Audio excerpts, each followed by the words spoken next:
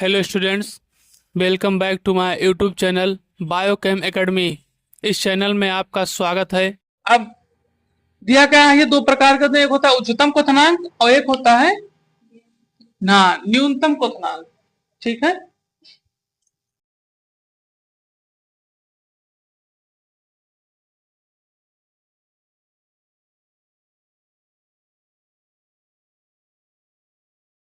न्यूनतम क्वथनांक, ठीक है। ये दो तरीके से होते हैं, यानी कि स्थिर क्वथनांक के कितने प्रकार के होते हैं? दो प्रकार के होते हैं, एक उच्चतम क्वथनांक और एक न्यूनतम क्वथनांक। आप सबसे पहले जानिए कि क्वथनांक क्या होता है।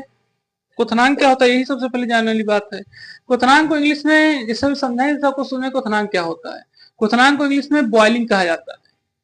तो आप सोच गए होंगे कि बॉइलिंग क्या होता है। बॉइलिंग वही होता है जो क्या होने लगे, वो अपने टेम्परेचर पर निश्चित तापमान पर बॉयल होने लगे। तो अभी आपको समझ में आया क्वथनांक क्या है।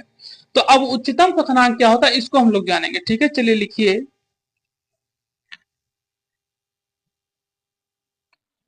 ठीक है, लिखिए। ये दो द्रवों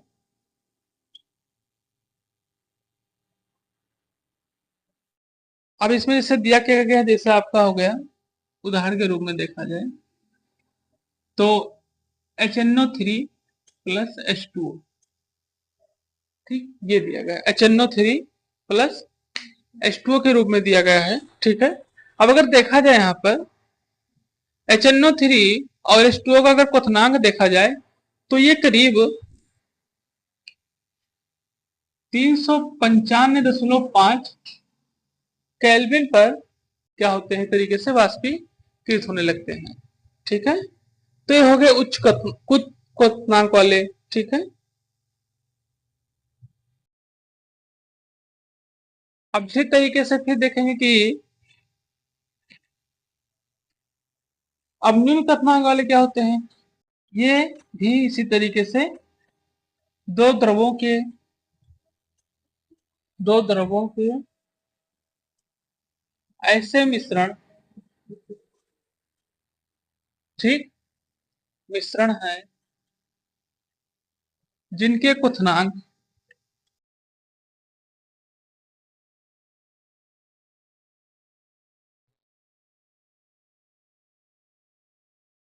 जिनके क्वथनांक दोनों शुद्ध घटकों के क्वथनांकों से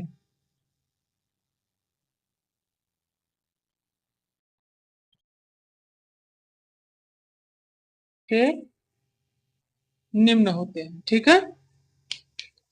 और इसमें जैसे क्या होता है आपका एथेनॉल प्लस जल, उदाहरण के देखा जाए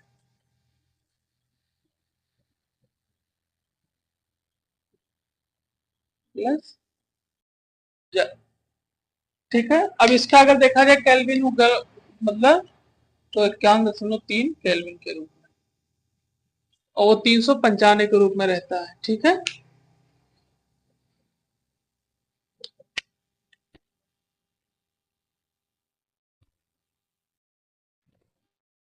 इसमें एक चीज और जो सबसे महत्वपूर्ण वाली में बात लग रही है कि जो उच्चतम क्वथनांक होते हैं, ये एक तरीके से जो हम लोग अभी ऋणात्मक विचलन पढ़े थे। ठीक है। उच्चतम क्वथनांक वाले जो होते हैं एक तरीके से ऋणात्मक विचलन को प्रदर्शित करते हैं, और राउल्ट के जो नियम है उनका पालन नहीं करते। एक तरीके से जानिए, मतलब एक तरीके से अनादर्श के रूप में अनादर्श विलयन क्या करते हैं, ये बनाते हैं। ये जो आपके उच्चतम क्वथनांक वाले होते हैं, ये ऋणात्मक विचलन के मानी कि अनादर्श विलयन के रूप में कार्य करते हैं। ये भी ध्यान रखिएगा। ठीक है। उच्चतम क्वथनांक आपके अनादर्श विलयन या फिर अनादर्श विलयन के कौन ऋणात्मक विचलन द्वारा बनाते हैं। ठीक। और न्यूनतम क्वथनांक जो है बताया गया है, ये स्थिर क्वथनांकी मिश्रण के मोल प्रभाव द्वारा होते हैं, यानी एक तरीके से स्थिर क्वथनांक के मोल प्रभाव पर कार्य करते हैं। ये ध्यान रखिए। ठीक है। ये कार्य करता है स्थिर अनुस पर। ठीक है।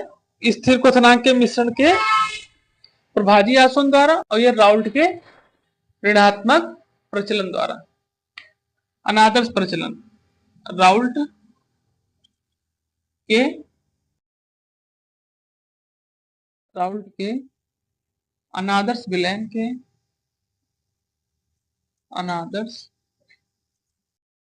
के राउल्ट के अनादर्श विलयन के ऋणात्मक प्रचलन द्वारा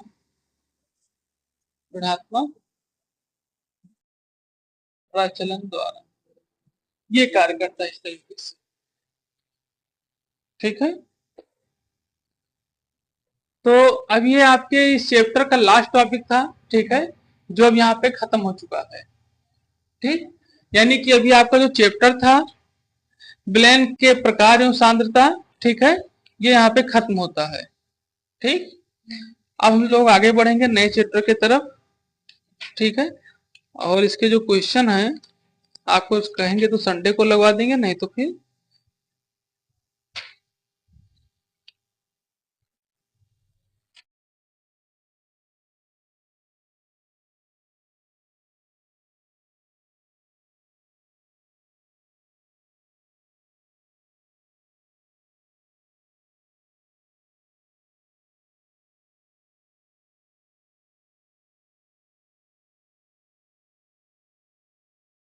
चैनल को लाइक करें, सब्सक्राइब करें, शेयर करें और कमेंट करें। The top important concept is coming up next. Subscribe now to the Biochem Academy. Don't miss it.